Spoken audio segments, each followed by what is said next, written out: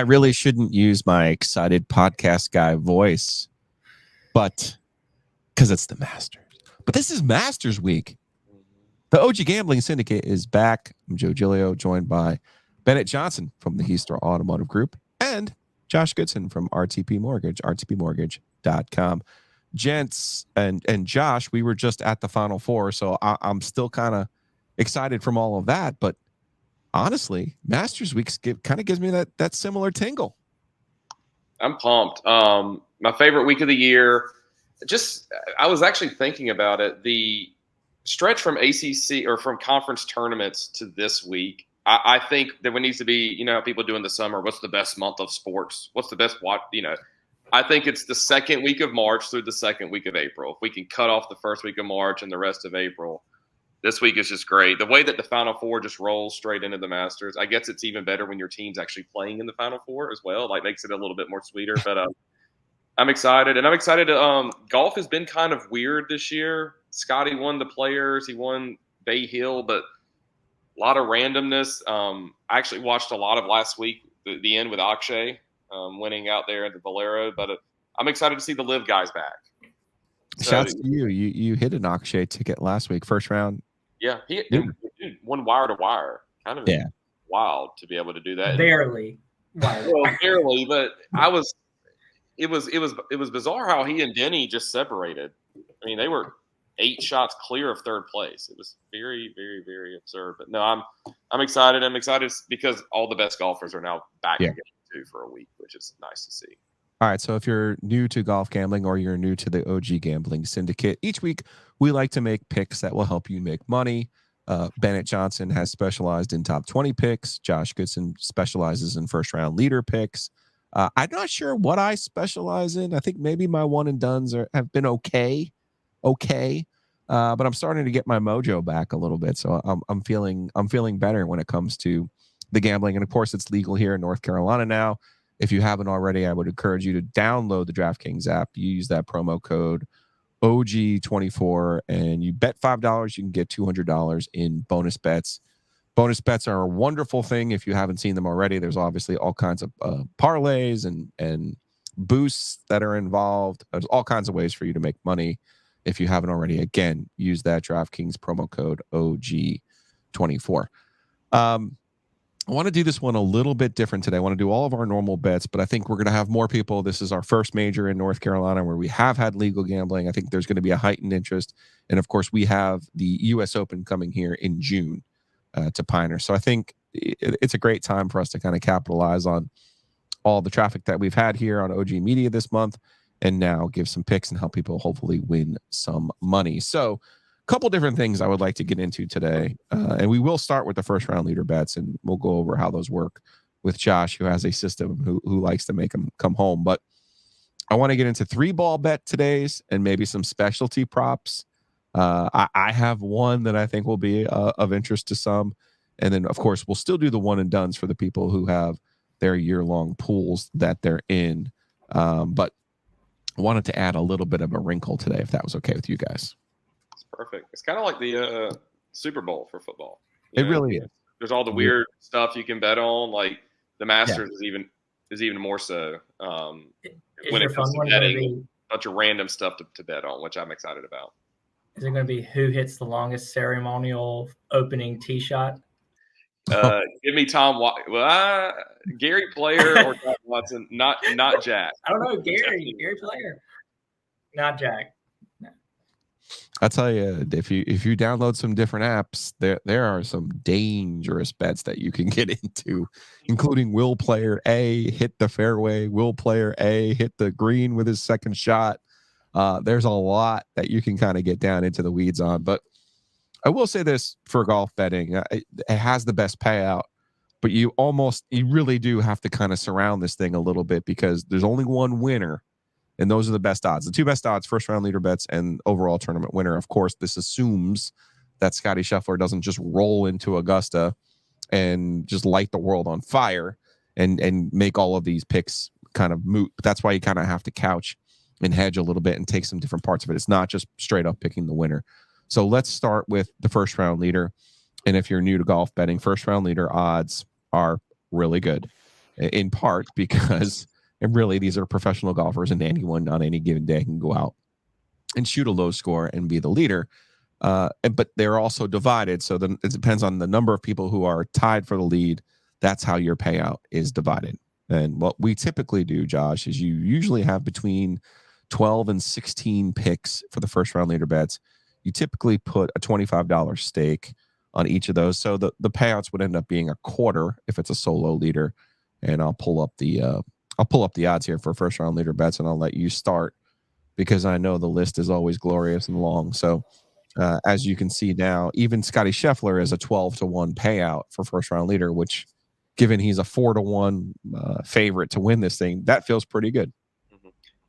I love all of my picks this week. One reason, there's 89 golfers. So think about that. You're not trying to beat 150 like Akshay had to do last week in the Valero. There's only 89 this week. And it also kind of I'm playing a little bit lower on the odd sheet than usual just because of that as well, trying to find some value in that 30-1 range as well. So a lot of it is kind of my usual course knowledge, form coming into it, and then just kind of the pure number that you're getting for a particular golfer. So we'll start at the lowest odds and we'll go down to the highest. Joaquin Niemann, 30-1. Couldn't look away from that. I think I actually put like $40 on him, so I increased it whatever I needed to do to win $1,000. I basically put on that for him. Playing, I mean, I guess he's playing well, but he essentially is one of the best golfers in the world. 30-1 is a number I like, and he's played well at Augusta before. Keep going. Mr. Augusta is a par 68. DeChambeau. Bryson DeChambeau, 35-1 is what Bryson is. He's actually been playing well on the LIV Tour. And I think last year we did kind of figure out that mattered a little bit. I think Brooks maybe won before he won at the PGA. So form, even if they're only doing 3 rounds, even if they're playing in front of concerts and wearing shorts and doing, shotgun starts, form still matters, I think, when it comes to playing golf. And Bryson has been playing well this year. So he's 35-1. Jason Day, 50-1. This dude. I thought you were going to Teagues next. You're going Jason Day? Oh, yeah, sorry. He's 40. Yes, sorry. I misread my thing. I'll get back to Sahith. But, yeah, Jason Day, 50-1. Dude has a great record at Augusta.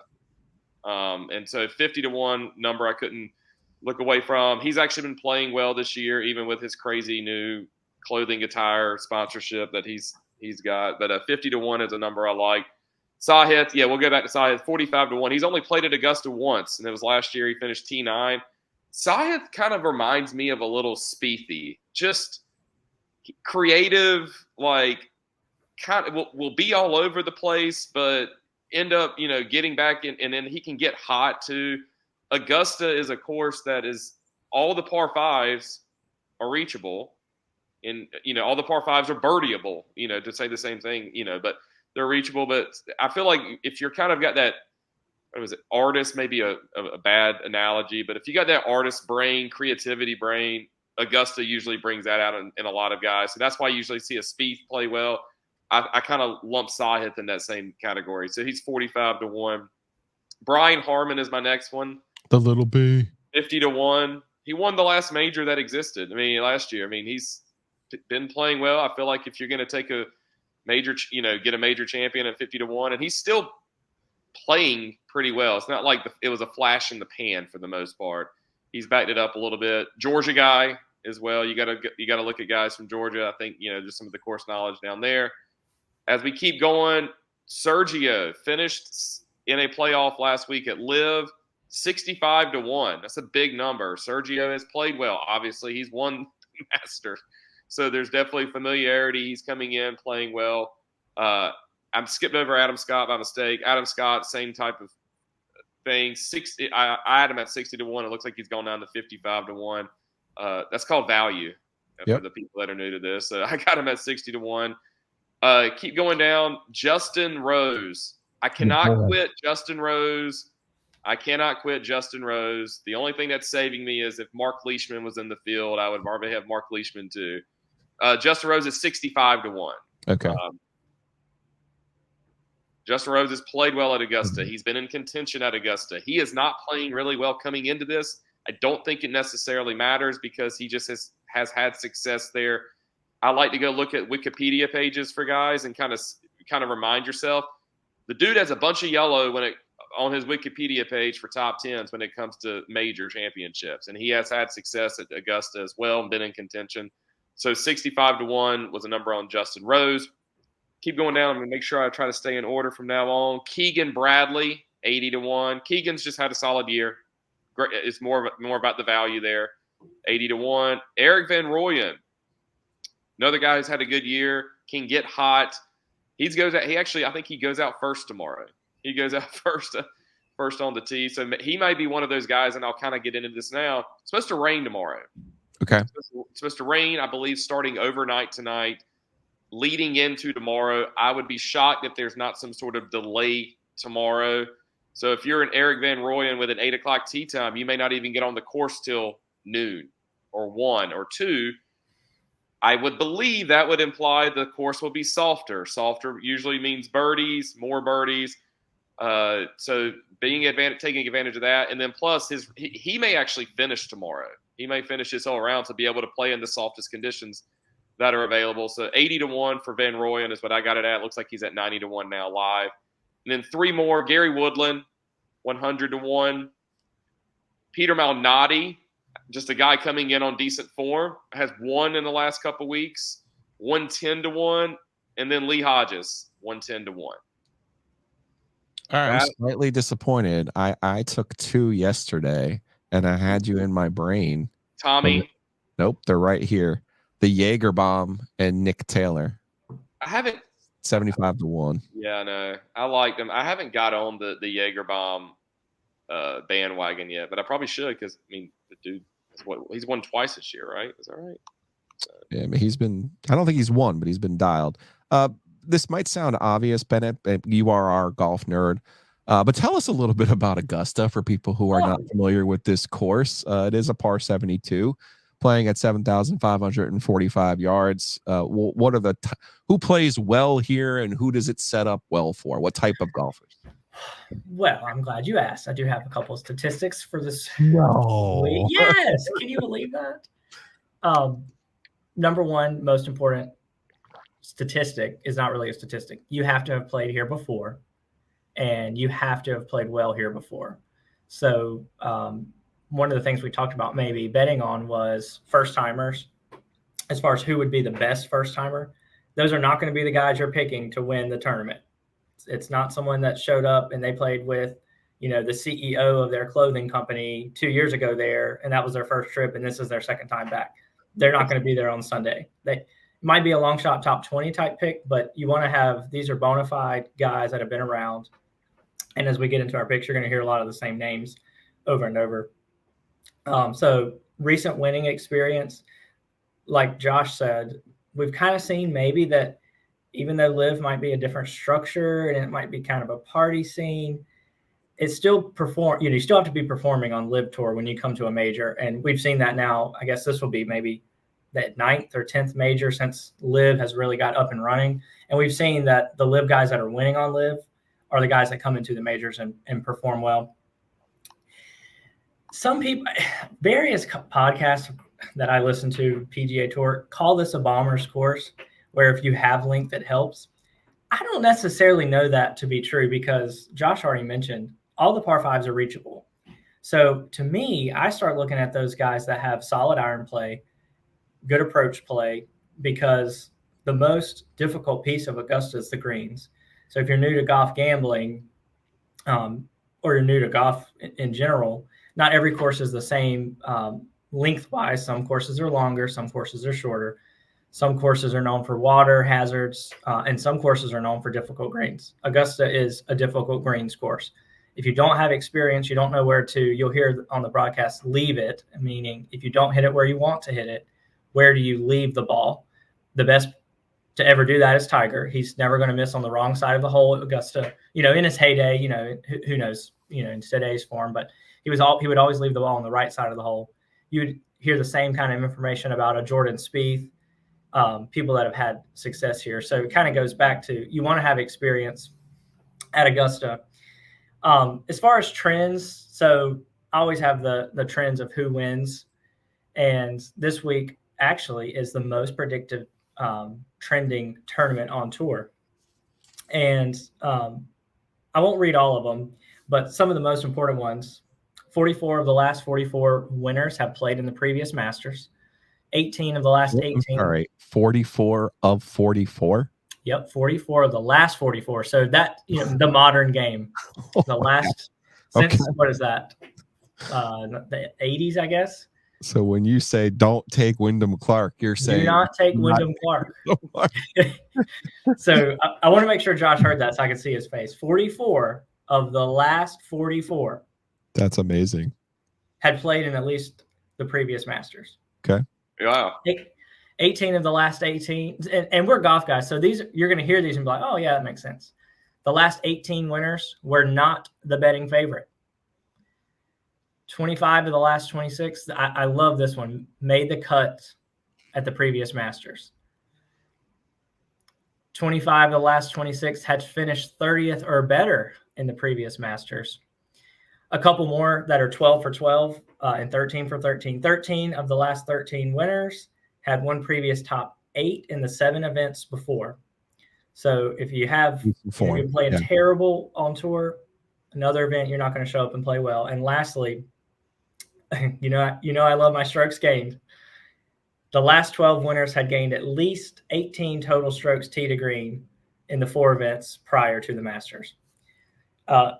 We've seen that the strokes gained statistics coming out of LIV are actually pretty accurate. So kind of went back to my data golf days. And there is only, I texted this to you guys, 1, 2, 3, 4, 5, 6, 7, 8 players that meet at least 17 of these 20 trends. Xander, you guys' favorite major winner. So I have avoided the X-Man, but he does meet the most, 19 of the 20. The next 4, I do not think anyone will be surprised by the top 2 names, Scottie and Jon Rahm. The next 2 names I do think are interesting. One of these we'll hear later, Hideki Matsuyama and Tony Finau. Tony has had some success, and he goes back. He's the same player to me as Thagala. He does not hit a ball straight. He's turning it left or turning it right on every shot, which I love that here at Augusta. And then the next group, the last 3 that meet a lot of these, 2 of these will not be surprising names. One of these is one of Josh's favorite players. Number 1 is Rory. I'm avoiding Rory. I don't know if he's ever going to win here, bless his heart. Secondly is Cam Young. I'm a Cam Young guy. I'm afraid to pick him until he does it, kind of like you guys with Xander. Once he wins one major, he might win 2 or 3 in the next 4 years, something like that. And then lastly, I can't wait for this, Siwoo. Siwoo is someone who's had a little bit of success at the Masters, not like, we don't think of him as someone like, oh, I can't wait to see him in the top 5 on Sunday. But he's a guy that sneaks around at the majors. He's played well, frankly, in every major at least one time. Comes in on good form, so maybe you'll hear his name later. I don't know. I'm surprised you didn't make up the stats to give us a Russell Henley output. But the podcast is young. To your point, you were talking about. I'll build on real quick. Not a bomber's course necessarily, but it's an angles course. That's all that this course is. Rough, right? So accuracy off the tee isn't necessally a.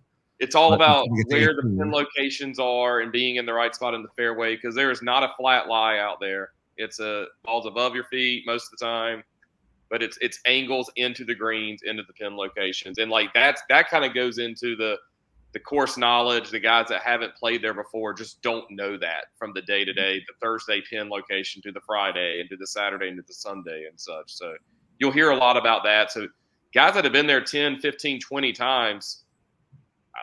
That's why I love like a Justin Rose.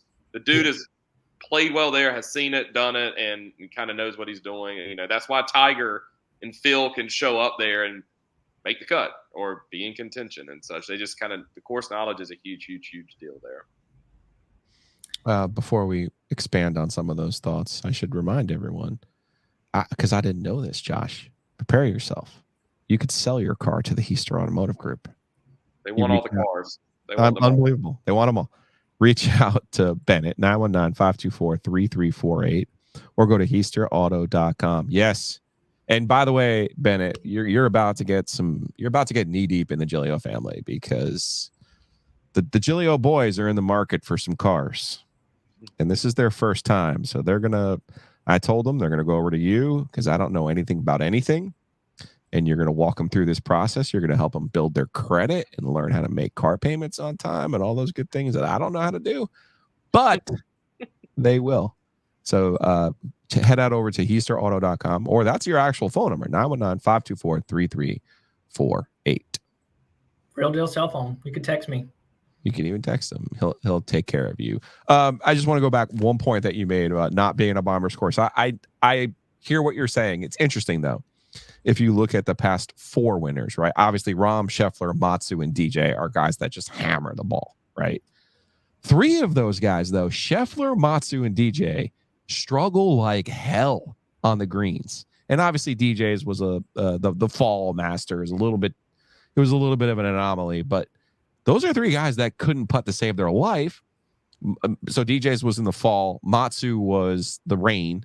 Josh is still mad about how that tournament went. And then Scheffler, that was a Justin Rose or Mark Leishman, or both of them were up there. Sugar Shane, I think, your boy. Yeah. And then Scheffler was really kind of coming into his form. And this is where I'm looking at it, and I like the correlation to the tournament champions out in Kapalua. Chris Kirk won it this year, though, because Scheffler had won it the year that he won it. Cam Smith was second the one year that he had played really well out of Kapalua. The rolling hills, the rollout, the no rough. It's all, to me, obviously the green sizes are a little bit bigger in Hawaii than they are at Augusta. But I think for the most part, we think of that profile at Augusta as someone who could really hammer that thing. But obviously, when it comes down to Sunday, when the tournament really starts on the back 9, it comes down to the nerves and the putting. Second 9. My bad. Second 9. Augusta is watching this, and they're gonna dock me. Cease and desist. That's what I get for not being able to get a credential ever. So we have our first round leader bets in the books. So I want to go to you, Bennett, for top 20s. Let's go to a top 20 for the Masters. And if you're unfamiliar with this now, you do not want to tie if your guy is tied for 20th, because you'll be divided by the number of players that are tied. So if there's 24 players, your payout becomes 20 over 24 times your payout. If that makes any sense to you, I think it might. But there can be some value in these, Bennett. Normally, though, you like to take a safer route in terms of, hey, if I'm throwing darts at the winner, let me try to get a top 20 pick that I can actually cash to kind of hedge my other action. It's like you knew what I was going to say. Almost. I like your point earlier. You said you kind of have to surround it in golf betting. Yes. Very different than, like, a lot of people maybe just started gambling last week during NCAA basketball or ACC tournament. That's you're picking 2 teams, 1 person to win. Someone's got to win. Well, in this, there's 88 people in this tournament, normally 156.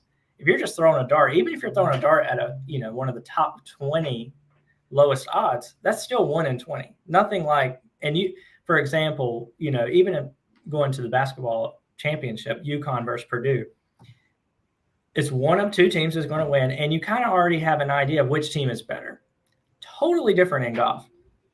So I try to take safer routes and surround it and really pull, hey, $5 here, $5 here, $5 here, $5 here, hit, miss, and try to pull that money together to come out of the weekend. Hey, I ended up wagering $350 and I won $650. Not very often are you going to put a $100 bet on, one guy and hit it. One guy and hit. Now, obviously, Josh shows this perfectly with his first round leaders. He doesn't just bet 1 first round leader. He strategically chooses down the board and is trying to hit 1 guy that pays for this week, next week, a couple weeks. So, and he's already proven that it works this year. I think you're probably still running to the good, especially after hitting last week.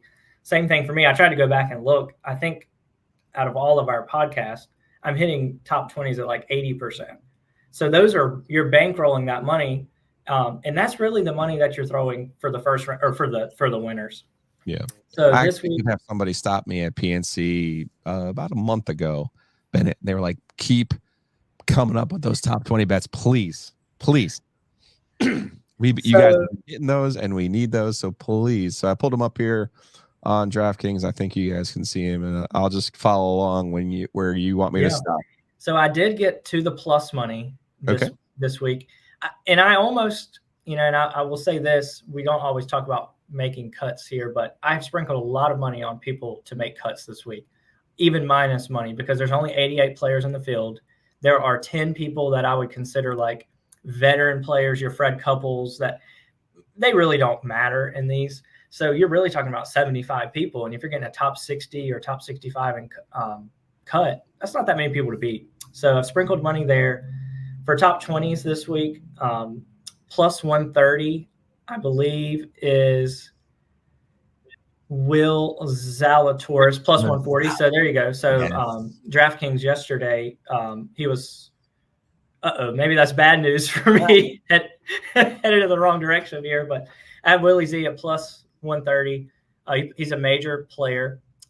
You do not have to be a great putter to win here. No one thinks Will Zalatoris is a great putter, but he's a great ball striker. He's really good tee to green.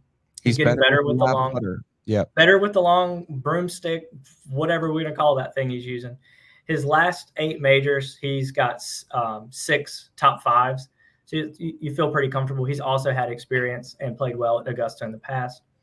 Number 2, this was my previous favorite player on PGA Tour at plus 185. Not Russell.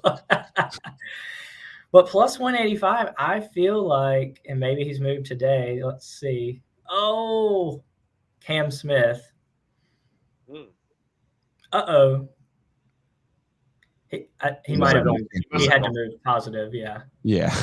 There he is. Okay, so I kind of made that swing back with Will. I can let Giglio explain that, but I had Will's odds move one way and Cam Smith's odds move the other way. I had him at plus 185. He's finished 3rd, 2nd, and 5th at the Masters. He knows how to play there. To Josh's point he made, he's a guy that moves the golf ball left, right. He knows how to hit golf shots. Magical short game.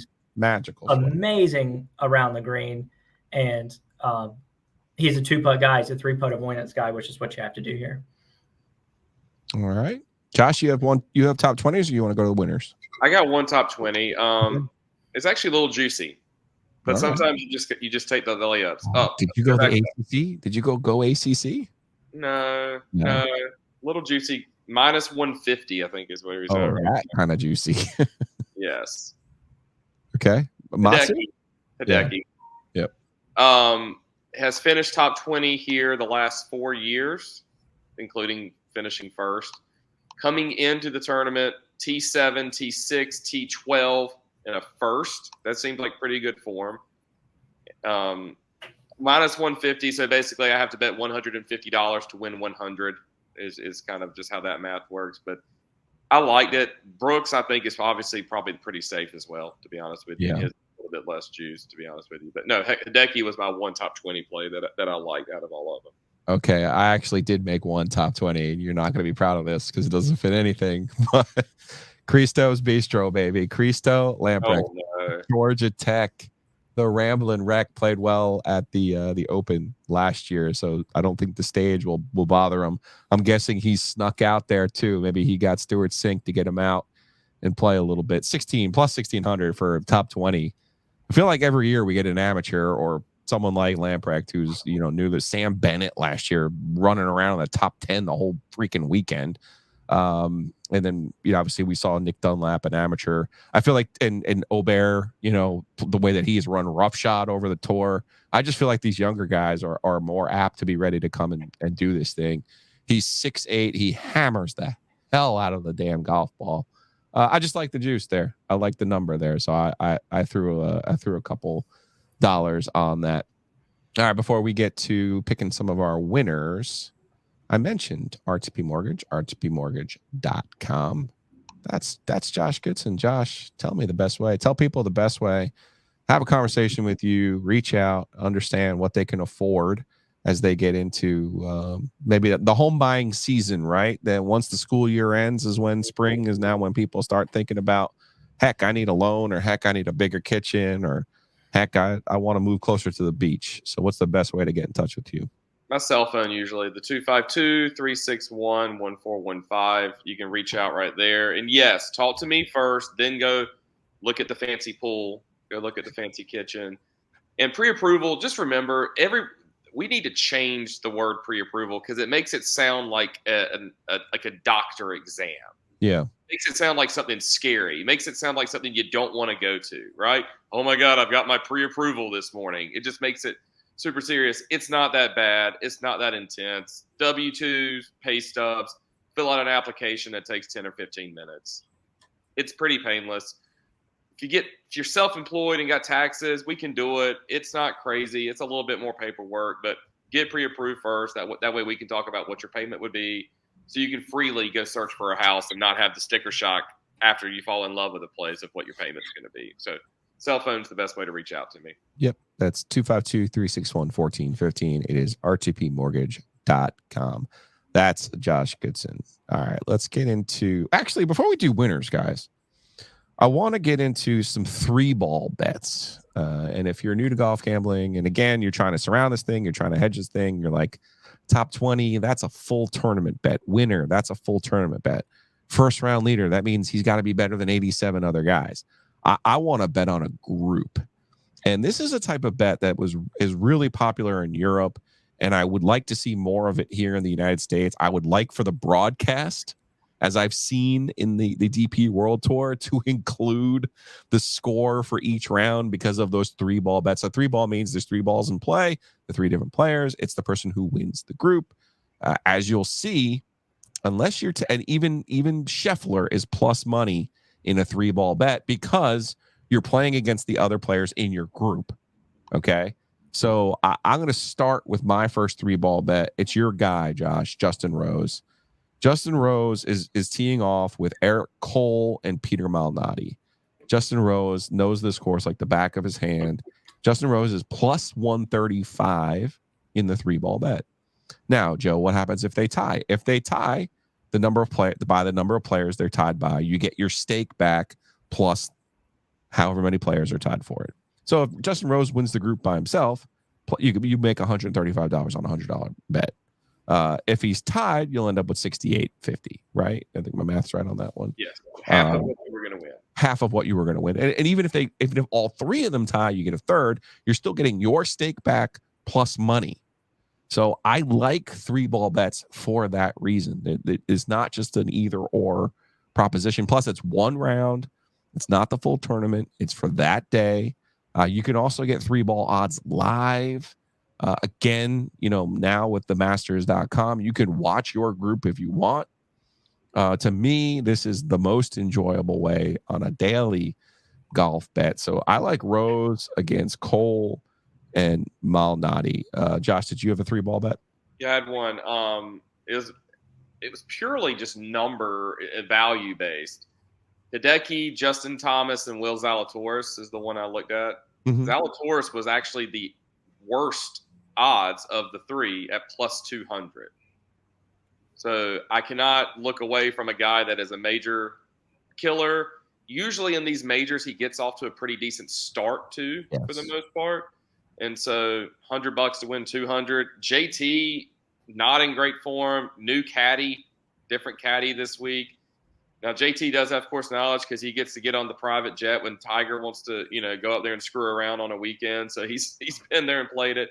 We just talked about Hideki, but I can still win my top 20 bet with Hideki, and Zalatoris beat him on Thursday. And so I just like the value there of plus 200 for Zalatoris in that wager. Okay. Bennett, do you have a 3-ball bet for round 1? I do. The Gala is playing at 1:48 p.m. with Spieth and Aberg. Kind of the same strategy. I actually like both Aberg and Spieth to maybe finish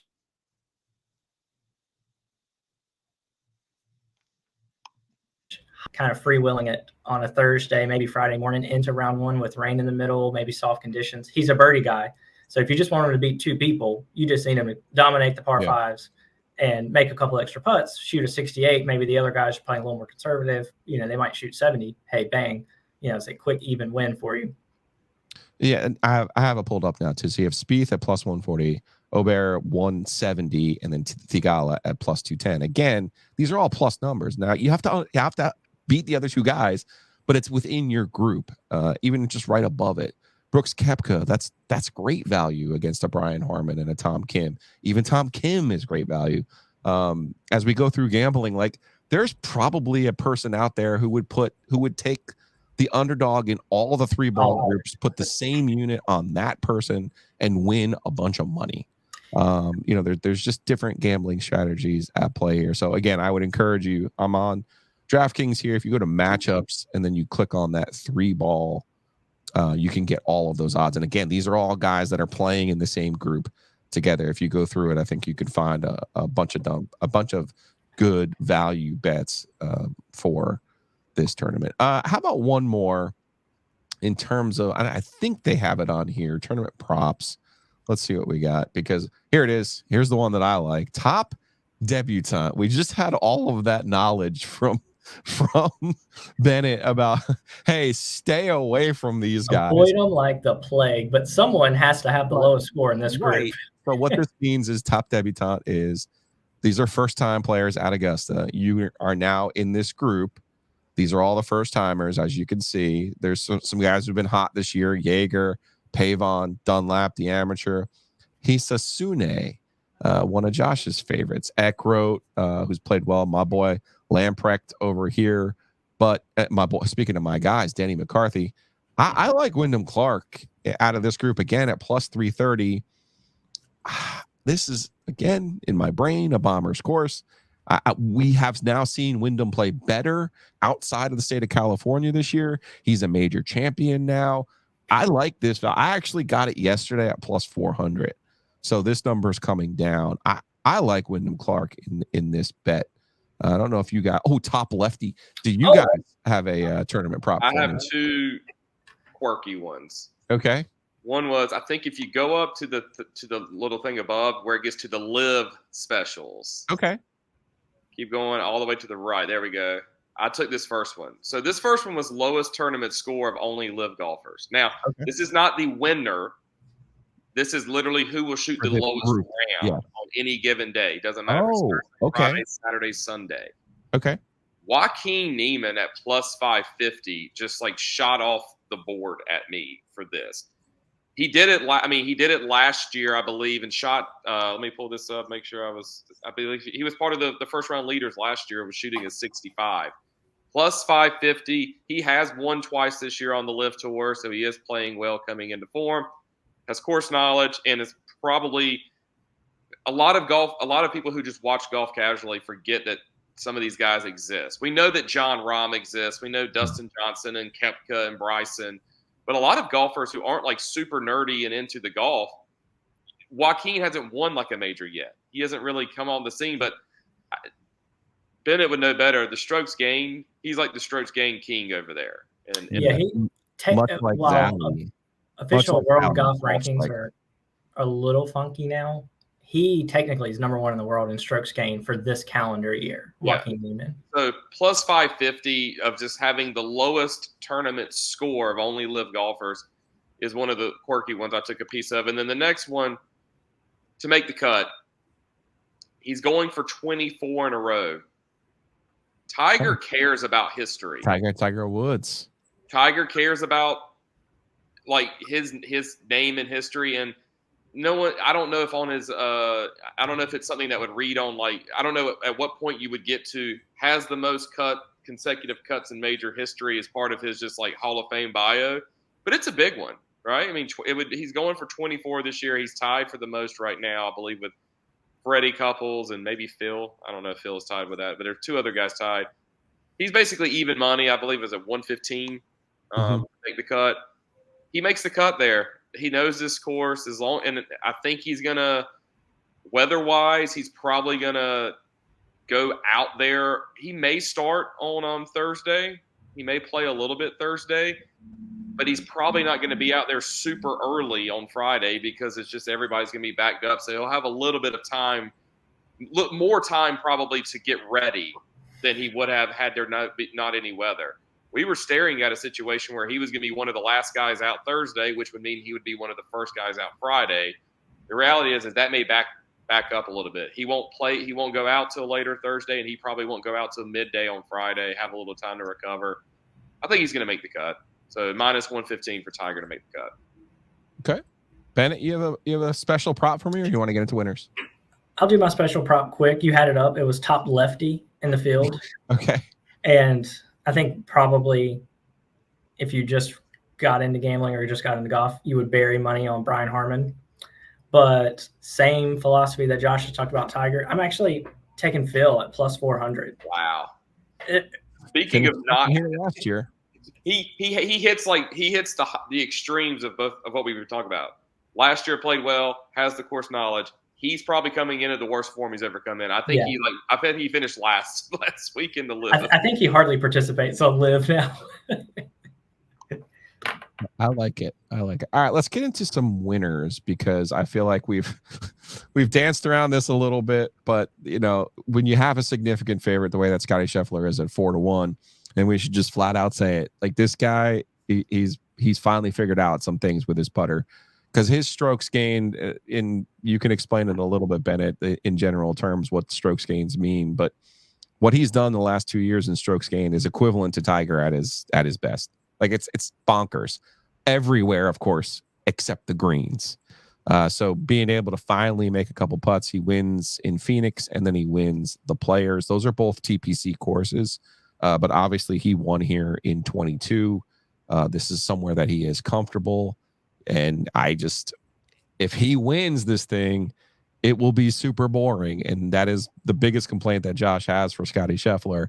And it's going to cost me a bunch of money because all of my tickets are in someone else. But the truth of the matter is we are in a little bit of danger. You said, what was it, 13 of the last 14 haven't been the favorite to win this? Yeah, I think 13 of the last 14 have not been. Oh, no, I'm sorry. 18 of the last 18 were not the betting favorite. Okay. So we may be due for a favorite here at 4-1. So I want to couch our conversation about who's going to win this thing by saying if he does, all of these tickets are really in trouble. But he's 4-1. Rory's down to 10. Rahm, who won here last year, at 11, and then we get into some of the usual suspects. But I'll start with you, Josh, with your pick to win the Masters. I sprinkled 3 guys. Just FYI, I sprinkled 3 guys. All across the pond, from across the pond. All of these guys are my guys. Tommy Fleetwood, 45-1. It's time. It's time. He's been sniffing. He was in the hunt at his home course last year at Liverpool. Plays pretty well here, 45-1. And the other 2 I sprinkled. Shane Lowry, coming in, decent form, 60-1 is Shane Lowry. Then the last one, I actually put a decent number. I put $100 on this one. Got weird with it. Justin Rose.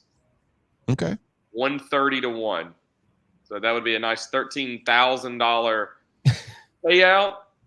And I just want to have a seat at the table. That's all I want. I want him around on Saturday, so then I can probably get into taking some other guys live to kind of hedge out of it a little bit. Okay. I just thought the number. He is not on form at all. He has missed cuts. He hasn't played since the Players, but he plays well here, has played well here, and 130-1 for a guy that plays well here, I'll take a stab at that. And then try to, like I said, Saturday or Sunday, have a few other guys with some decent odds. These are your pre-flop guys, and maybe the best thing to happen would be for Scheffler to come out hot and punch everyone's numbers up. Correct. And then hope he kind of falters because, I mean, that's the only way sometimes with him is to hope that he falters. Bennett, who are your pre-flop picks here to win this thing? Number 1 is at +2,000, Hideki. Okay. He's in the last 8 Masters, his average finish is 12.5. Mm-hmm. So he's there on the weekends. He has tons of experience there. He comes in on form. I'll give you two stats that are going to back up really why Scottie's probably going to win. And 2 podcasts this year, we immediately started with, we think Scottie's going to win, but it just doesn't necessarily make makes sense to bet money on it. 14 of the last 14 have been in the top 15 in strokes gained tee to green. Scottie Scheffler is off the charts tee to green. He is actually now pacing a little bit ahead of Glory Day Tiger tee to green. So all he has to do is just make 5 unnecessary putts, and he's going to be in a good spot. So much so that 14 of the last 16, this is crazy. You don't think about this for the Masters, for a major. 14 of the last 16 winners have been outside the top 30 strokes gained putting. Putting is just not important here. So that's why I love Scottie. Didn't put money on him. So followed up with Hideki at plus 2,000 experience. And then number 2, I don't love this number because I don't know there's a ton of value, but John Rahm at plus 1,200 solely for the purpose of, in his interviews this week, he's kind of had a little edge about him, maybe a little defensive about his move to live. He's already kind of saying, oh, well, maybe we should change the format over there. So I think he has a little bit of something to prove. And I think he wants to kind of flex that he still can be the number 1 player in the world. Plus 1,200. Get him there on Sunday and see what happens. You just have 2 picks. Just 2. Okay, so it's Tiger was the last back-to-back winner there? Yes. 01, 02. So I mean, that's asking a little bit. I get that. I'm not as confident in Scottie Scheffler as I was going into the Players, but I do worry. Because what I like to do, I say this when I say pre-flop, I actually like the best time to get golf picks is a couple months in advance. So the best time, you should actually grab some U.S. Open stuff this week. You should grab some PGA stuff this week. And I say that because, and my numbers didn't change that much. I have Neiman plus 22. His number has stayed the same. I have DeChambeau. His number has stayed the same, plus 35. I did grab BK, Brooks Koepka, about a month ago. That was at 16. So I have him at 16. He's now down at 12. Those are the 3 that I like. They're obviously 3 live guys. They're obviously, DeChambeau and BK are 2 guys who are just going to hammer it. It's just a matter of how well they can do around the greens. Neiman is a magician with those irons. He's much like Will Zalatoris, a ball striker. So I think you guys are okay with Neiman and DeChambeau, right? Like I didn't get too crazy on you, did I? No, I almost went with Neiman, but he was so trendy. Like everyone's picking Neiman, so it's kind of like he's playing well. He's playing well, and Bryson's coming in with decent form too. So yeah. And I said we would do a one and done pick. I think we're all going to be on the same page here. If you're in a season long pool, you have to take a live guy because this is your only chance to take him. Yes. So I took BK. I took Brooks Koepka as my one and done pick. You have a surprise one and done for me, Josh, or are you in line with that? I'm in one all year long. We had to pick two in the majors and went ahead and took. Can't believe I'm with a buddy. We either took Rahm or BK, just kind of for you because you got to use them now. You don't have perfect.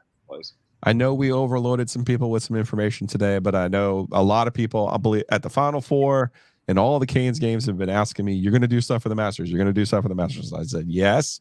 We're going to get Bennett with his nerdy picks, and we're going to get Josh with his first round leader picks. So if you haven't already, please hit subscribe, follow us, do all those good things, and support our sponsors. That would be RTP Mortgage. That would be the Heister Automotive Group, heisterauto.com. And use that promo code. Use that OG24 promo code on DraftKings and get yourself some of those bonus bets and really enjoy the tournament. And don't get too mad at the weather either. See you guys next week. Best of luck.